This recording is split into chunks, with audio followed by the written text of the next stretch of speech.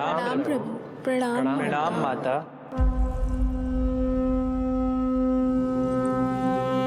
माता, प्रभु, दुष्कंस के अत्याचार दिन पर दिन बढ़ते ही जा रहे हैं। पृथ्वी की शांति नष्ट हो रही है प्रभु, और मैं देवराज इंद्र होकर भी कुछ नहीं कर पा रहा हूं। आपके प्रताप से मैं भूमि अनंत काल से समस्त विश्व का भार उठा रही हूँ, किंतु प्रभु अब दुष्टता इतनी बढ़ चुकी है कि मैं सहन नहीं कर पा रही हूँ।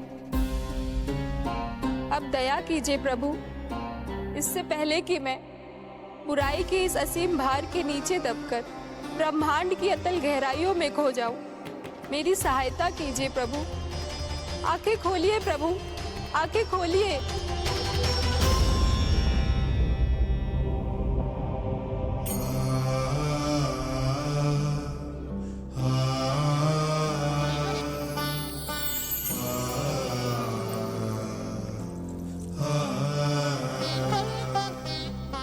चिंता मत कीजिए, समय की पुकार को अनसुना नहीं करूंगा।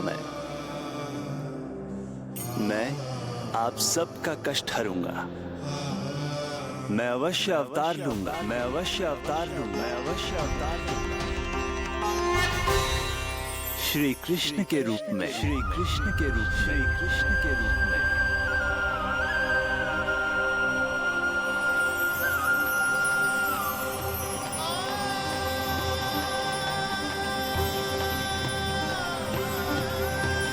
वसुदेव सुतं देवं कंसचाणूरमर्दनम्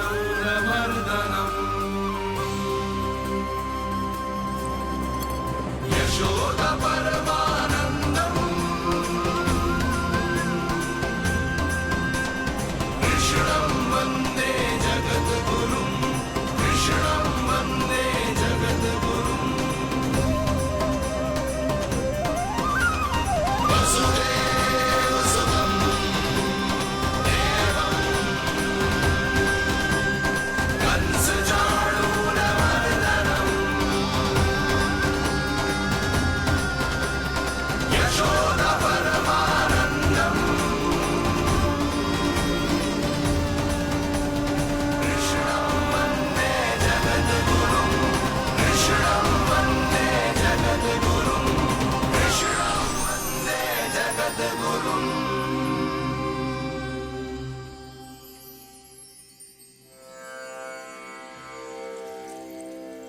कंस का वध करूंगा, ऐसी परिस्थितियां उत्पन्न करूंगा जिनके कारण इस काल का सबसे बड़ा युद्ध होगा।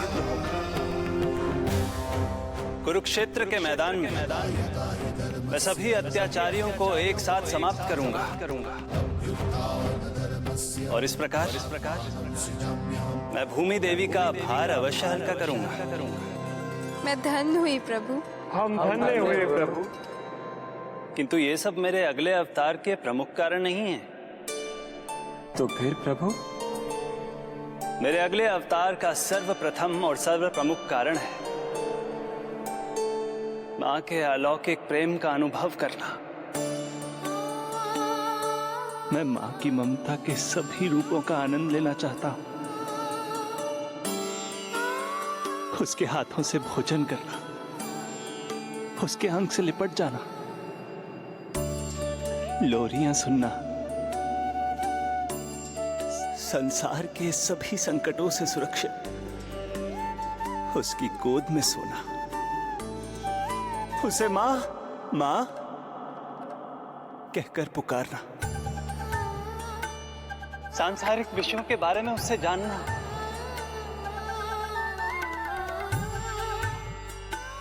और फिर कोई शैतानी कर उसके आगे आगे भागना, उससे डांट खाना और फिर उसे मनाने के लिए क्षमा मांगना।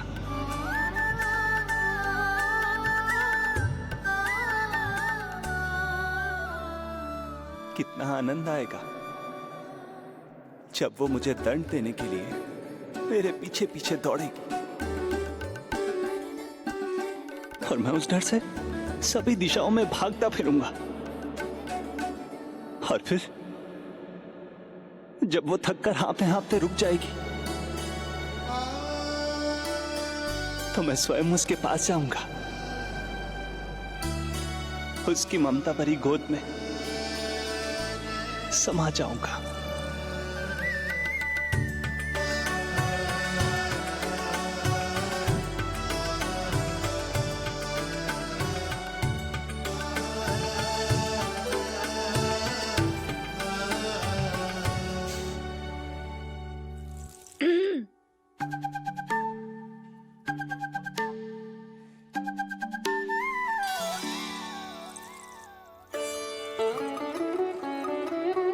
प्रभु, एक प्रश्न है। माँ और संतान के अद्भुत रिश्ते के इस आनंद को आप किसके साथ अनुभव करना चाहते हैं?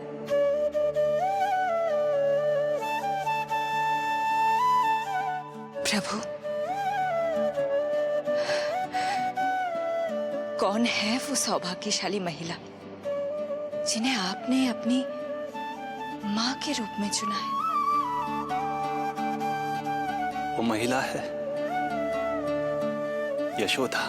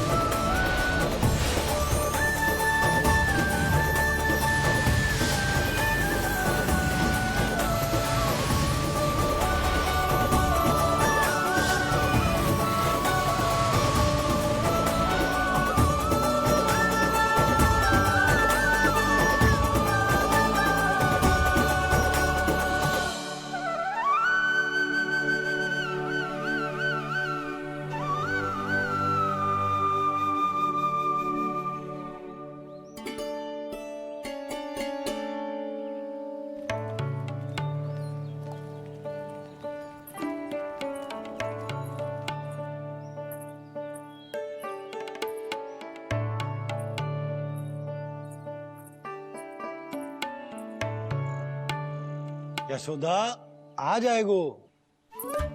आपके जैसा बड़ा ना है कि रास्ता ढूंढते हुए अपने आप घर लौट आएगो। बस 6 महीने का बालक है, अबोध है। हे नारायण, क्षमा करना, अपने पति देव से ऊंची स्वर में बात कर ली मैंने।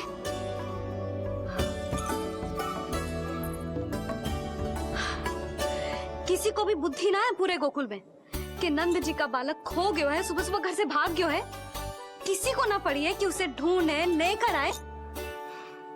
यही सम्मान देते हैं वे गोकुल के राजा को। हे भगवान, ना जाने मेरा बच्चा कहाँ होगो, कैसा होगो। कितना समय होगा है, अब तक तो भूख भी लगी आई होगी उसे। आप क्यों रुक गए? आप खाओ। हाँ हाँ, आप खाओ, आनंद से खाओ। आपको तो कुछ चिंता ही ना है। माँ ही तड़पती है अपनी संतान के लिए।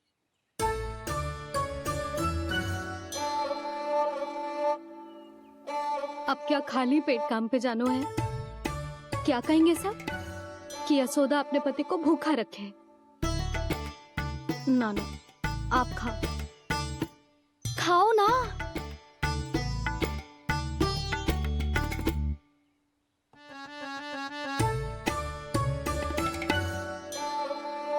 गुड़ के लड्डू कितने पसंद है उसे, कब से बना के रखे हैं। यशोदा, तुम स्वयं क्यों नहीं जाकर ढूंढती उसे? लड्डू भी खिला दियो और घर वापस भी ले आएंगे। जाओ, शीघ्र जाओ।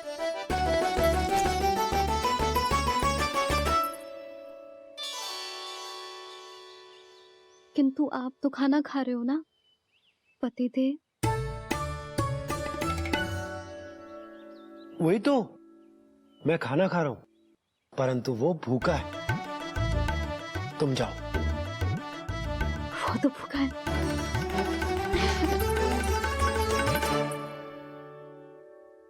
ये बनेंगी श्री हरि के अगले अवतार की माँ?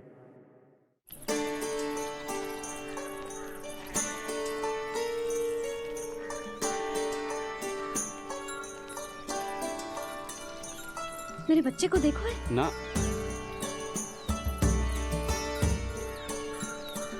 काकी, मेरे बच्चे को देखो है। नहीं नहीं,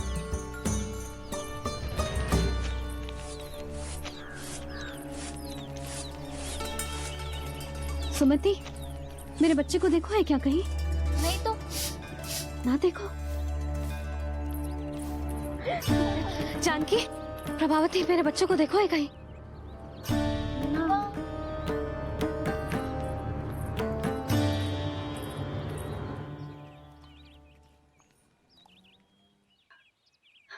कहाँ है तू? देख तेरी मैया कितनी चिंतित हो रही है, और तू है कि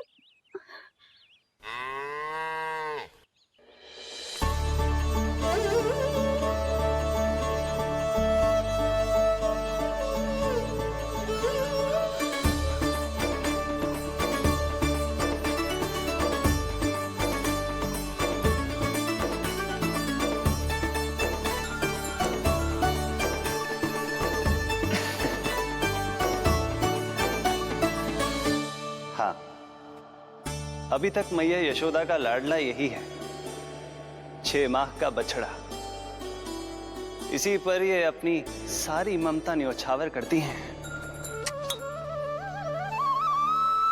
तू फिर भाग गो। प्रतिदिन का काम होगा है तेरा।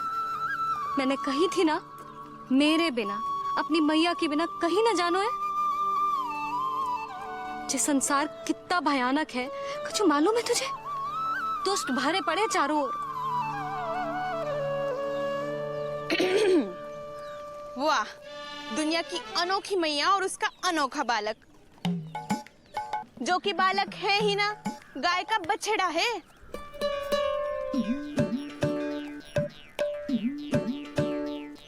तो लक्षणा, तुम्हारी जे दशा कौन ने की? और कौन ने? जे तुम्हारे सपूत ने कूद फाद के मेरे पूरे बगीचे का सत्यानाश कर दो है। मेरा रामू ऐसा कर ही ना सकता। जे क्यों आएगा तुम्हारे बगीचे में? रंग बिरंगे फूलों के लिए। फूलों के लिए? हाँ, जीप लपलपाती है इसकी मेरे फूलों के लिए। सुबह सुबह भाग के आ जाता हो इन्हें खाने के लिए। फूल खाने? सुलक्षणा, तुम्हें कछु वहम हुआ है। जे मेरा रामू है, जे फूल वूल क्यों खाएगो भला? अच्छा, तो फिर आप ही इसका मुंह खोलो और स्वयं देख लियो। हाँ तो ठीक है, असत्य के पैर ना होते जब भी सिद्ध हो जाएगा। रामू, मुंह खोल के दिखा। मैया की कहीं मानते हैं ना, मुंह खोल। रामू, सुलक्षणा चाची को दिखा दे कि तूने उनके फूल ना खाए। चल मुंह खोल, मुंह खोल।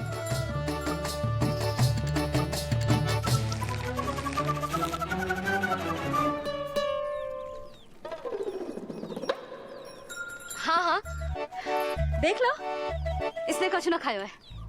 हाँ, हम चल रहे हैं। अरे पर मुझे भी तो देख लेने दो। सुलक्षणा, मैं नंद देव की पत्नी हूँ। तुम्हें क्या लगता है मैं असत्य बोलूंगी? ना ना जशोदा जी, लेकिन आप तो सिद्ध करने वाली थी ना। हाँ, हो तो गए हो सिद्ध। चल रामू, देर हो रही। अरे अरे, वैसे रामू जी बहुत बुरी बात है, नंद जी का बालक चोरी कर दो। छी, जो अपनी वस्तु ना है उसे छूते भी ना है, समझ आई? जे करूंगी, सुलक्षणा के यहाँ भरी टोकरी बेसन के लड्डू भिजवा दूंगी, प्रसन्न हो जाएगी। ये तो बड़ी चतुर है प्रभु। हाँ प्रभु, और जीवट भी है इनमें। बस यही देखा आप सबने? क्या आपने एक माँ की चिंता नहीं देखी? प्रत्येक मूल्य पर अपनी संतान की रक्षा करने का स्वभाव नहीं देखा? या फिर असत्य भाषण करने पर अपनी भूल सुधारने की व्यग्रता नहीं देखी? कोई बात नहीं, मैं बताता हूं यशोदा क्या है। यशोदा पवित्रता की प्रतिमूर्ति है, विश्वास का आधार सुरक्षा की भावना है, ममता का मूर्त रूप है वो, वात्सल्य की गंगा है, भावनाओं का बहता हुआ निर्झर है। यशोदा अपने आप में परिपूर्ण है। यशोदा मां है। प्रभु,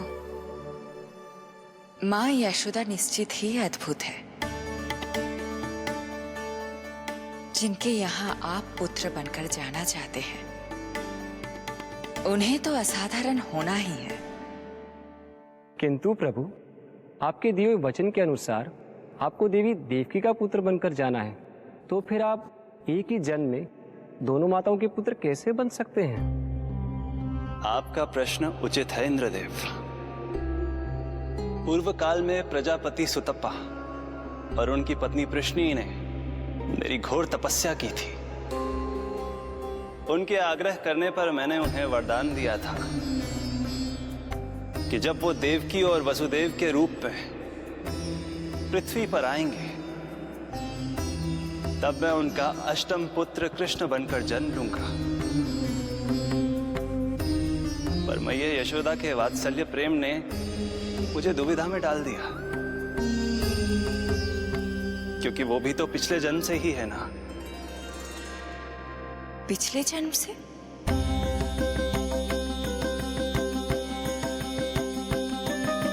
पिछले जन्म में मैया यशोदा 8 वसुओं में से एक श्री द्रोण की पत्नी धरा थी।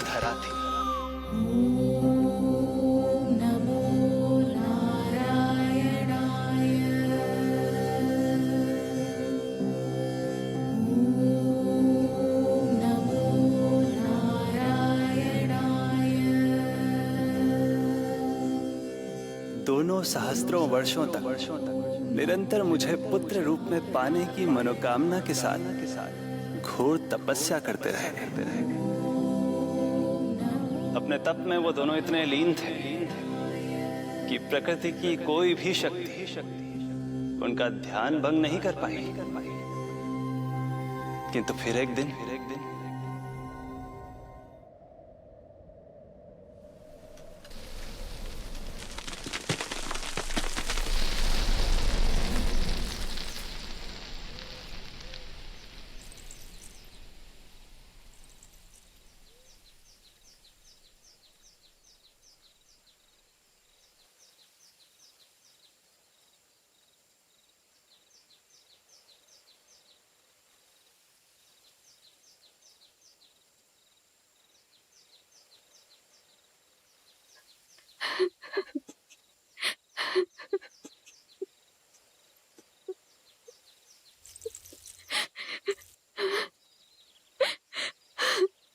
हमारे भक्ति में ऐसी क्या कमी रह गई प्रभु कि अभी तक आपके दर्शन का सौभाग्य नहीं मिला।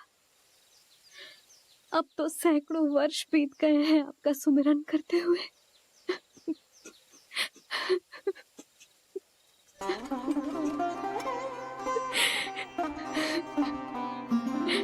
साचा सुमिरन सबसे हरि का, साचा है हरि नाम। साचा सुमिरन सबसे हरि का, साचा है हरि नाम। जिनकी कृपा से बन जाते हैं सबके बिगड़े काम, सबके बिगड़े काम।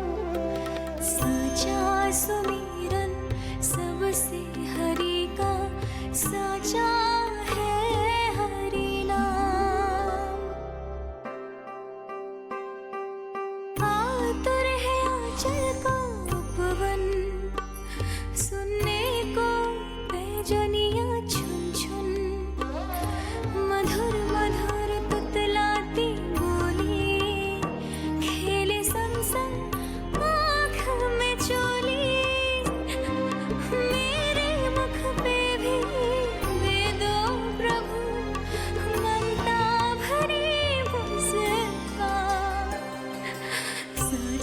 सुमिरन सबसे हरि का साचा है हरि नाम। भक्त बिना भगवान है जैसे, माता बिन संतान के वैसे, हरि बिन मेरा जीवन सूना, भगवन लाज मेरी रख लूना, भगवन लाज मेरी रख लूना।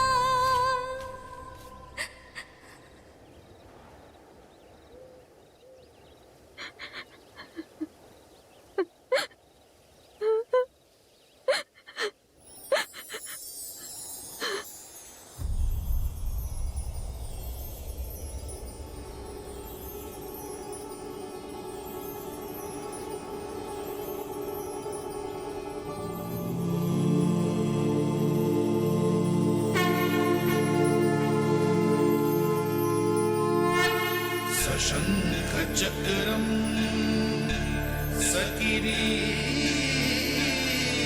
कुंडलम सपीत वस्त्रम सरसीरुहेक्षणम सहार वक्षस्थला शोभितौस्तुभम् नमामि विष्णु शिरसा चतुर्भुजम्।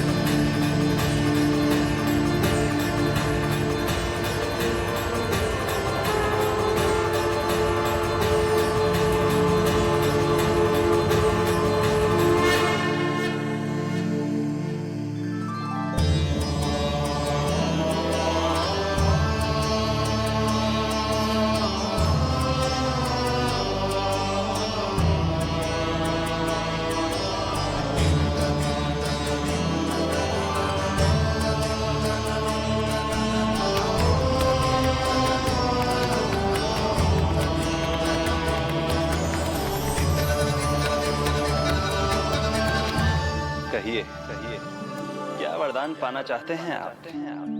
प्रभु, हम आपकी सेवा करना चाहते हैं, परंतु भक्त की भांति नहीं, अभी तो माता पिता के समान। आपका एक पुत्र के रूप में पालन पोषण करें। आप हमें माँ पिता के भांति प्रेम दें और हम आप पर अपनी ममता न्योछावर कर सकें। बस इतनी ही इच्छा है प्रभु। आपकी इच्छा पूर्ण होगी।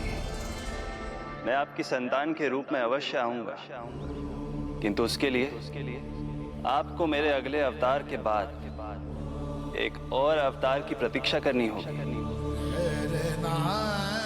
क्योंकि अगले जन्म के लिए मैं पहले ही ये वरदान माता देवकी को दे चुका हूँ। प्रभु, किसी भी जन्म में आपको अपने पुत्र के रूप में पाना मेरा सौभाग्य होगा, किंतु मेरी ममता मेरे वश में नहीं है प्रभु। आप साक्षात मेरे सामने खड़े हैं, किंतु मेरे नेत्र आपके इस दिव्य चतुर्भुज रूप को नहीं देख पा रहे। इन्हें तो आप अभी से बाल रूप में दिखाई दे रहे हैं। मेरे भीतर उमड़ती ममता की ज्वार का अनुभव कीजिए प्रभु। केवल कल्पना मात्र से मेरा वक्ष स्थल दूध से भराया है। ये गोद तरसने लगी है, मन अभी से लोरिया गाने लगा है। मेरे इस अनुरोध को स्वीकार कीजिए प्रभु, कृपा करें। इस माँ से और प्रतीक्षा ना करवाए प्रभु, और प्रतीक्षा ना करवाए। उस पल माता धरा की ममता भरी भक्ति और प्रेम भाव को देखकर मेरे मुख से भी वो शब्द निकल ही पड़ा जिसे एक बच्चा पहली बार बोलना सीखता है, माँ।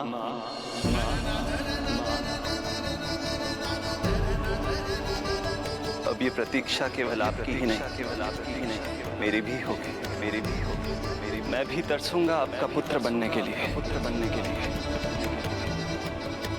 इस समय मैं विवश हूँ, किंतु मैं आपको वचन देता हूँ, मैं आपकी संतान बनकर अवश्य आऊंगा, प्रभु,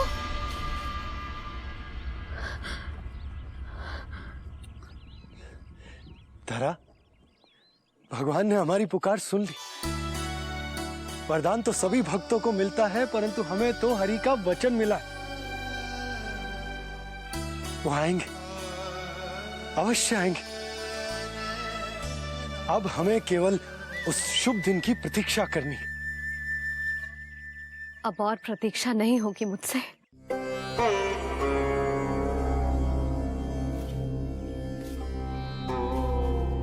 हमने सहस्त्रों वर्षों तक तपस्या की, ये समझ लो कि वो तपस्या अभी शेष। नहीं, श्री हरि को अपने सामने देखकर मेरी व्याकुलता का बांध टूट गया है। 2 जन्म बहुत बड़ा समय होता है स्वामी। अपने पुत्र के रूप में हरि को गोद में खिलाने के लिए अब मैं और 2 जन्मों तक प्रतीक्षा नहीं कर सकती।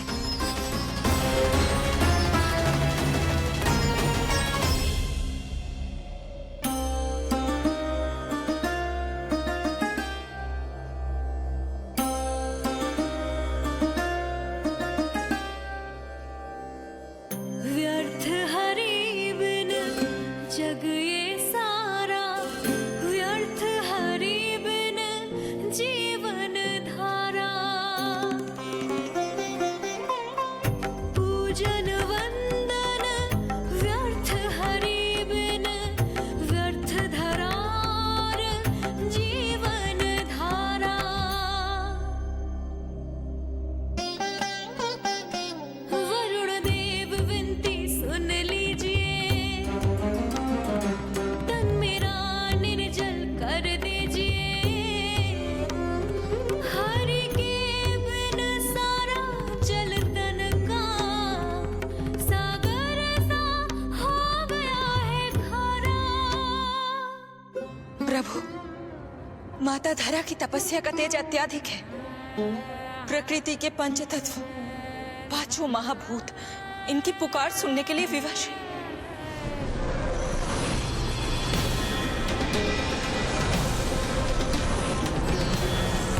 धरा, ये क्या कर रही हो?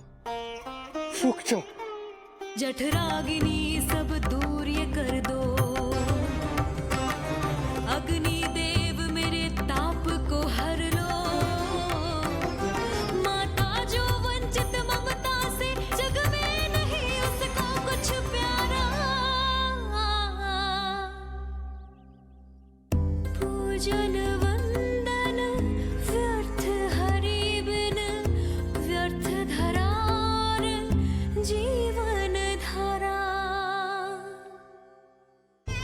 प्रभु, यदि अग्निदेव अपना अग्नि तत्व वापस ले लेंगे तो इनकी पाचन शक्ति नष्ट हो जाएगी और जीवित रहने के लिए शारीरिक तापमान भी अति आवश्यक होता है। यदि वही विलुप्त हो गया तो धरा, तुम्हें मेरी सौगंध मत करो ये। हे भूमाता आकृति दाता, मिथ्या है ये माटी का ढांचा। माटी मुक्त करो इस तन से, जब ना मिला हरि का सहारा। प्रभु, भू तत्व ही तन को भार देता है, उसके बिना ये तो पूरी तरह से ढह जाएंगी। धरा, धरा, ये क्या हो गया? बस करो अब। प्रभु, कुछ कीजिए। मैं संसार का संचालक हूं देवी, नियमों का पालन करने के लिए मैं भी बाध्य हूं। जो वचन मैं पहले ही माता देवकी को दे चुका हूं, यदि मैं चाहूं तो भी उसे तोड़ नहीं सकता।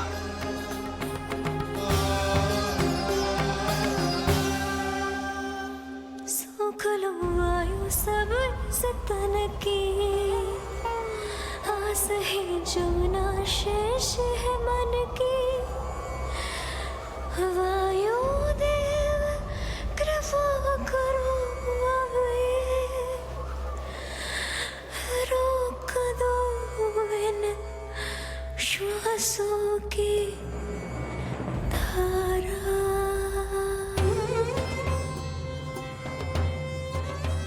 प्रभु, प्राण वायु के बिना प्राणों का बचना संभव नहीं।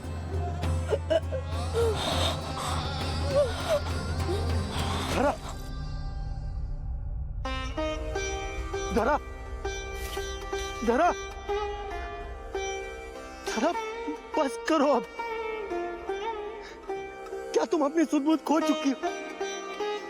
तुम्हारे प्राणों में मेरे भी प्राण बसते हैं प्रिय। रुक जाओ।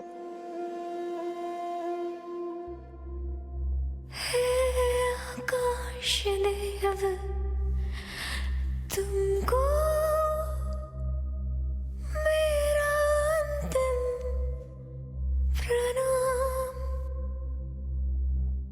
अंतरात्मा लीन करो मेरी लेके श्री हरि का नाम।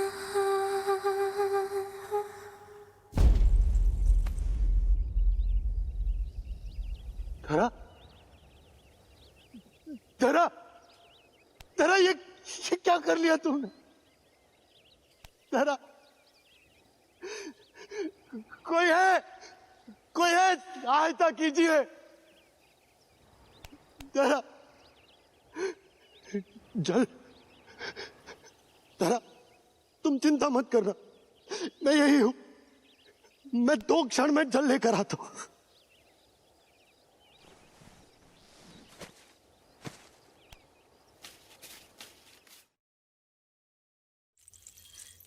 प्रभु, आप नियमों से तो अवश्य बंधे हैं, परंतु आप लीलाओं के स्वामी हैं। कोई तो उपाय निकालिए। आपने इन्हें माँ कहकर पुकारा है। माँ की प्राण रक्षा पुत्र नहीं करेगा तो और कौन करेगा?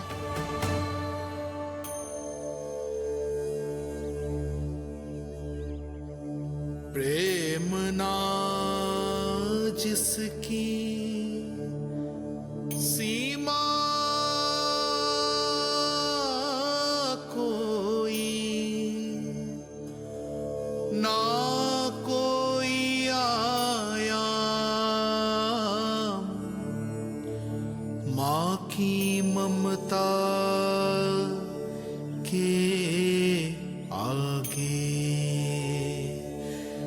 विवश हुए भगवान,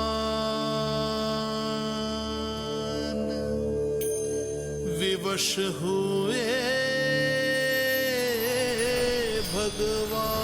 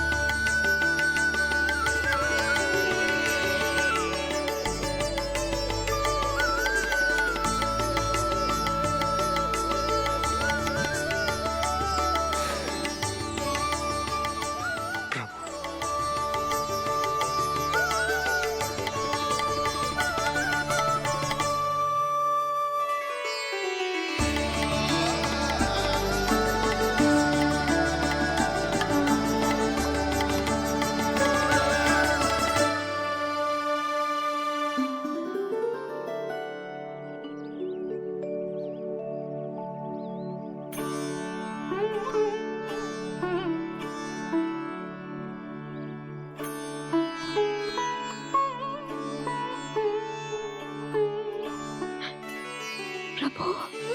प्रभु नहीं, पुत्र कहो माँ।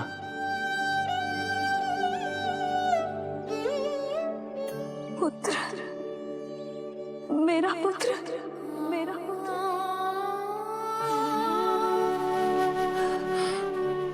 आज जैसे आपने मुझे अपनी गोद में लिटा रखा है, क्या कुछ ऐसा नहीं हो सकता कि शीघ्र ही मुझे आपको अपनी गोद में खिलाने का अवसर मिल जाए? आज तो मैं केवल मूर्छित हुई हूं, किंतु शीघ्र ही यदि मुझे आप पुत्र रूप में ना मिले तो मेरे प्राण चले जाएंगे। ऐसा ना कहो माँ।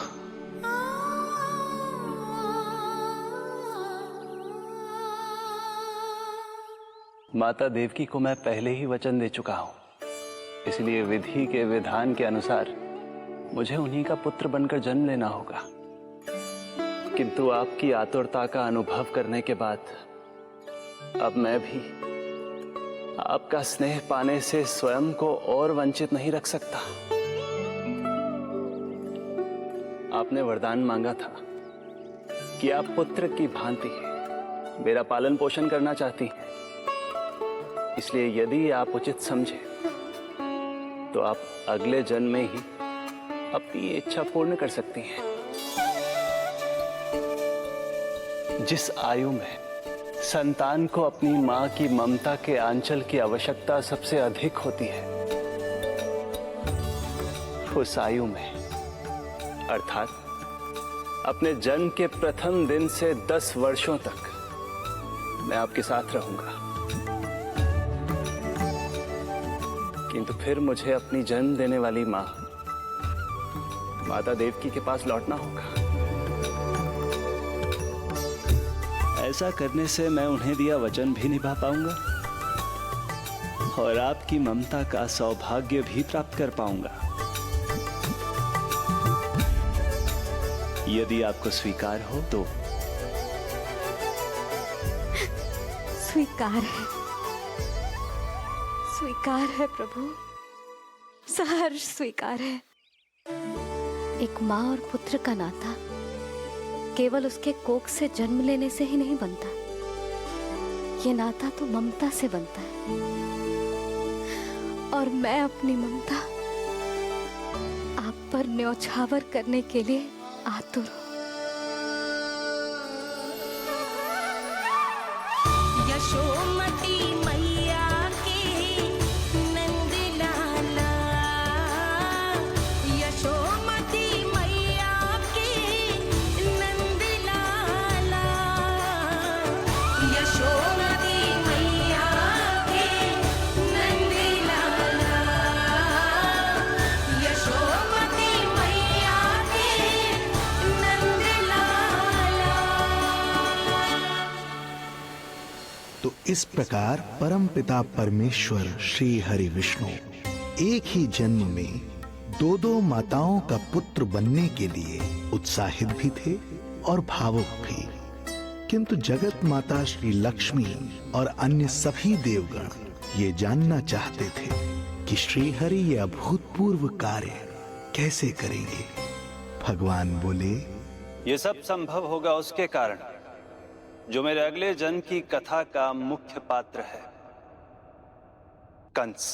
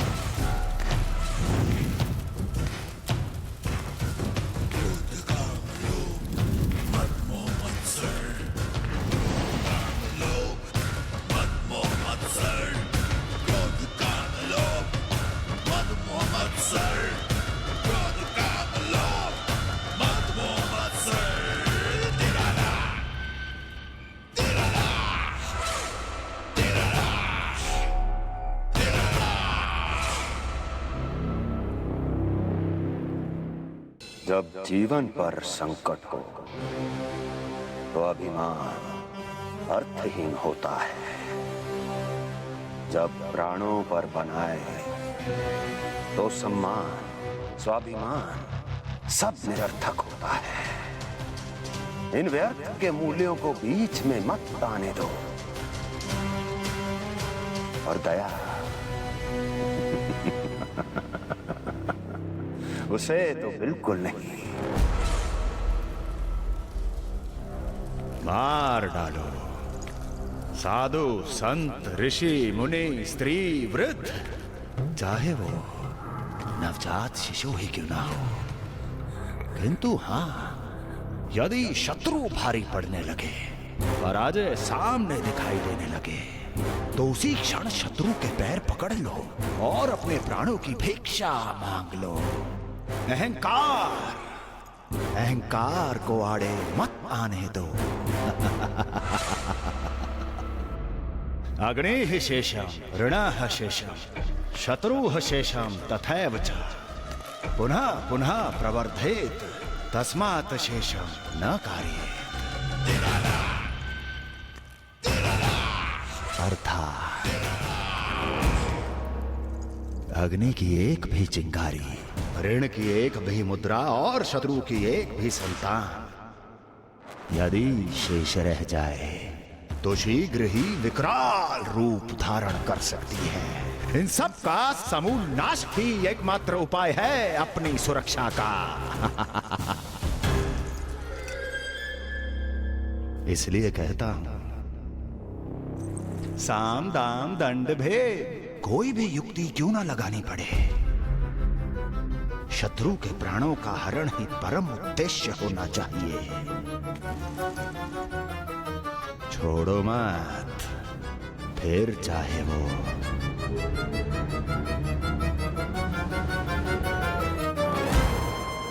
विष्णु ही क्यों ना हो।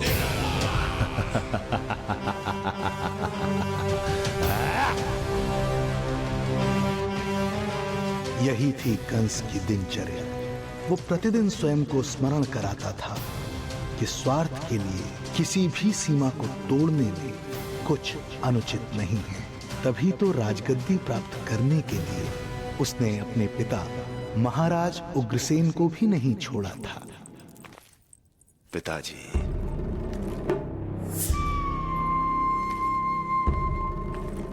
हो सके तो मुझे क्षमा कर दीजिएगा।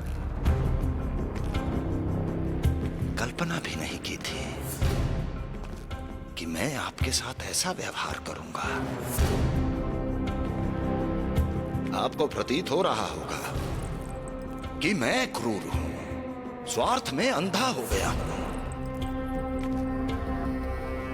किंतु मैं विवश हूं।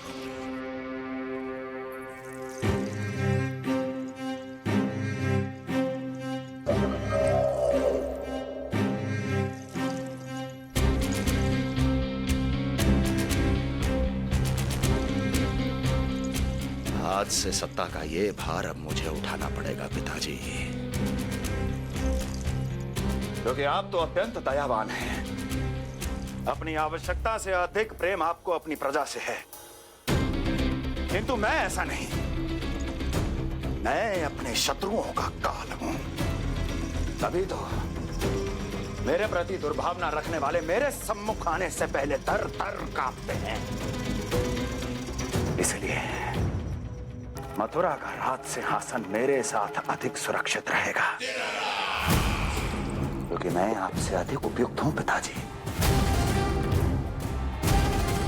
मेरा विश्वास कीजिए। हृदय पर गोवर्धन पर्वत रखकर मुझे यह निर्णय लेना पड़ रहा है पिताजी।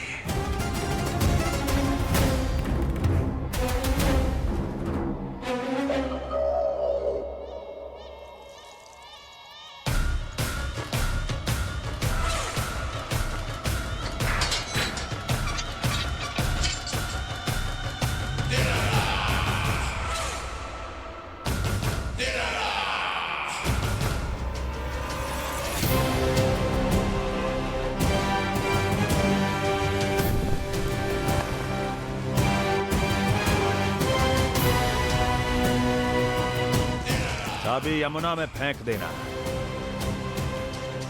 कोई कितना भी क्रूर, कठोर, राक्षस ही क्यों ना हो, किसी न किसी के लिए उसके हृदय में भी प्रेम उपजता ही है।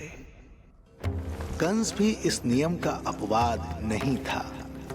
इस संसार में एक जीवात्मा ऐसी भी थी जिसे वो स्वयं से भी अधिक स्नेह करता था, और वो थी उसकी लाडली बहन देवकी।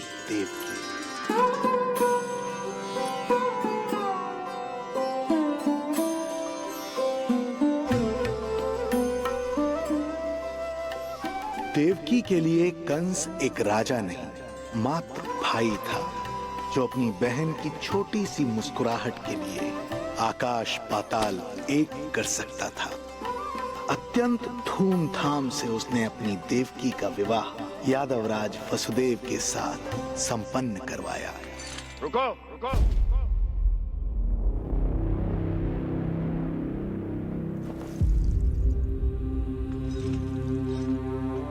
ये आप क्या कर रहे हैं? आप मथुरा नरेश हैं। नहीं कुंवर जी, आज मैं मात्र वो भाई हूं जो अपनी प्रिय बहन के साथ बस कुछ क्षण और व्यतीत करना चाहता है। कंस के हृदय में देवकी के लिए उमड़ता प्रेम का सागर तब अचानक सूख गया जब उसने ये आकाशवाणी सुनी। महापापी अत्याचारी कंस,